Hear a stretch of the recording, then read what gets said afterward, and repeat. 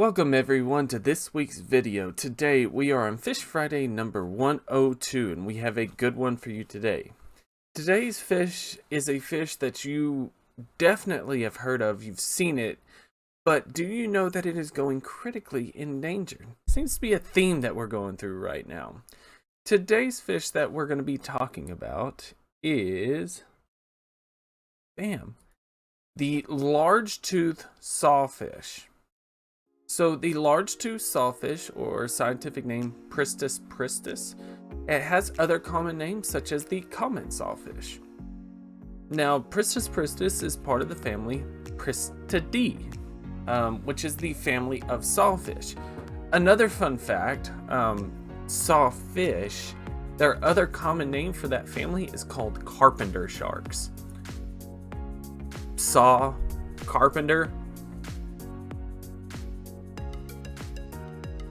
Well, I thought it was funny. Maybe that's just a new dad thing. Did you know, though, that these are actually a ray? They are not actually a shark at all. A lot of people think they are, but they're more closely related to stingrays, the Atlantic guitarfish, and things like that. They are not really closely related to great whites, bull sharks, things like that. Really interesting. A lot of people think that these are actually sharks, but that is not the case. They are found worldwide in tropical and subtropical coastal regions, pretty much anywhere.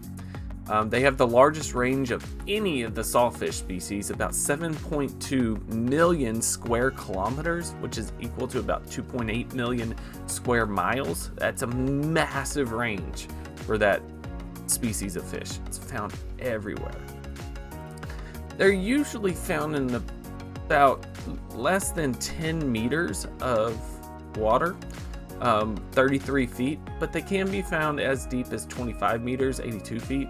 These are definitely not your deep water fish. They like being shallow. They like being up in those shallows where you can see them. In fact, there's a lot of pictures of them in extremely shallow water. Of course, I can't find them right now because I'm looking for them, but there's some pictures of them swimming like right here. That one might be a cod, but yeah. Anyway, I do say that they are found in those coastal regions. However, they can be found in freshwater, way up the river. In fact, that leads to one of their other common names, which is the freshwater sawfish. They are not a freshwater fish, however, they do adapt extremely well to freshwater. And they've been recorded as far upriver as 1,340 kilometers, which is about 830 miles. 830 miles upstream from the ocean. Not quite bull shark level, but definitely pretty decent ways up there. Now, how do they get up there? Well, they actually have a pretty unusual ability to climb.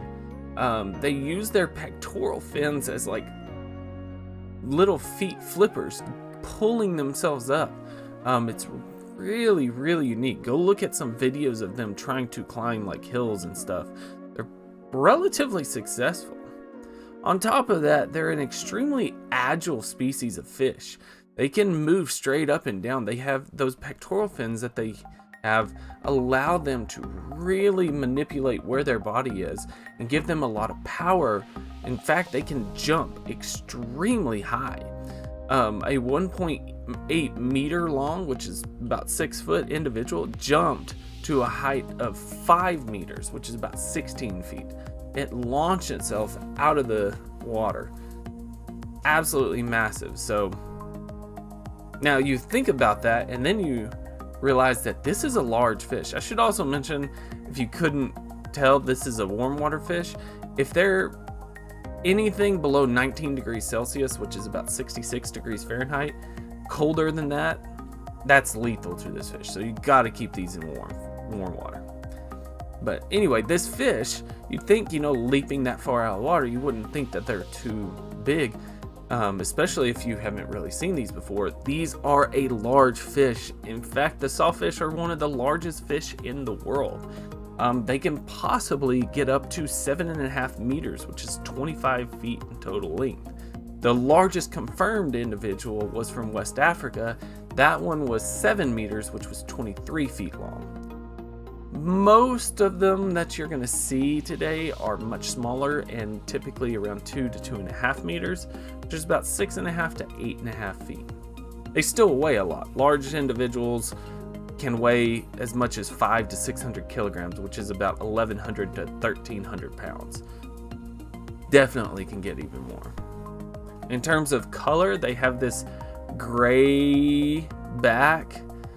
They can look a little yellowish brown, little bit of yellow on the fins, but then the underside is just a grayish white, like most of your shark species. Obviously, the number one thing is the saw, and we'll get into the saw. I promise you we'll get into the saw. Now, they are an ovoviviparous species, meaning that they eggs hatch in the uterus, and they are not attached to the female via placenta. Let's think of it as a bridge between an egg-laying species and a live-bearing species. And they breed about once every 2 years with a gestation period of about 5 months. And they're there's somewhere between 1 and 13 pups per litter, an average of 7, this is an interesting thing though. The pups are about 72 to 90 centimeters in length at birth. That's 28 to 36 inches long. So 2.5 feet to 3 feet long at birth. That's a pretty big baby. That it can tell you how big these things can get. Now, you think, common fish, they're found everywhere, found worldwide. This is still an endangered species. Almost all of the sawfish are critically endangered. For numerous reasons. They've been hunted for, thousands of years. Not only that, they get really tangled up in fishing nets. That rostrum, that saw, allows them to get caught up. And they're a very slow growing species. It takes them a while to get up to sexual maturity. So beyond all this, that's become a big reason why they're endangered. However, even though it is one of the most endangered species of fish, it's actually the largetooth sawfish is actually the most common sawfish you would see in public aquariums. If you've been to a public aquarium and seen a sawfish, more than likely you're looking at a largetooth sawfish. Now, you can make sure. One of the best ways to figure out if you're looking at a largetooth sawfish versus not, look at the dorsal fin as compared to the pelvic fins. If the dorsal fin is set in front of the pelvic fins, it's a largetooth sawfish. Everything I've seen says that is a good characteristic. You have the characteristic of, the largetooth sawfish has a secondary lobe on the caudal fin, yada yada. That's pretty distinct. If this line right here is in front of these fins right there, boom, largetooth sawfish. Now, this is what the underside of a sawfish looks like. If you look at them in an aquarium, it looks creepy. Big old fleshy lips just staring at you. Kind of smiling. It's unnerving. Me personally, this unnerves me. Ugh. Anyway, so now for the interesting fact that we're going to end the video on, which is a couple of interesting facts actually. And of course, we're going to be talking about the rostrum, or the saw. So the rostrum is, the nose. It's an extension of the skull and the nose plate. And this is how they basically do everything in their life. This is a predator. This is not eating just clams and other things. This is actually eating fish, crustaceans, and everything like that. They'll use that saw as a mini shovel and stir up the bottom, finding their prey. And if they find something on the bottom, there's been evidence where they just smack that saw on top of their food and then just kind of scoot along until it gets to their mouth, and then they eat it. So they use this saw to pin down. If they're going after fish, what they'll do is they'll find a school of fish and just swim through and thrash from side to side. Just go ba ba ba, and basically injure the fish, and then just turn around and go eat all the fish that happen to be caught in their saw. And that saw has a ton of electroreceptors that allow them to detect where things are. There's actually a lot of evidence saying, more and more evidence coming out, that they use that saw as defense between for other predators, as well as kind of defending territories between each other when they're fighting for mates and things like that. It seems to be that their saw is what they do everything with. Now, don't be scared of this. This might look scary. Sawfish are actually very docile, usually harmless to humans, except when they're captured in like fishing nets and you're trying to save them, or they're caught on a hook and line.